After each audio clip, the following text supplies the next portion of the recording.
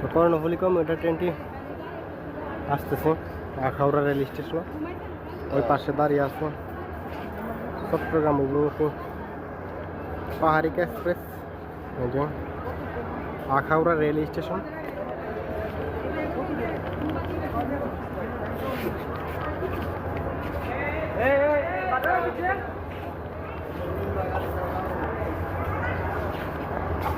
ট্রেনটিতে আজকে 2700 সিরিজের লোকোমোটিভ সংযোজন করা হয়েছে।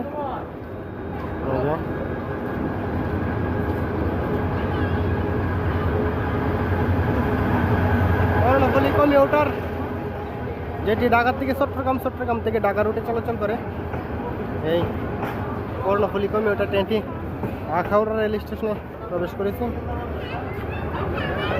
দিয়া দেখা যেতেছে কর্ণফুলী।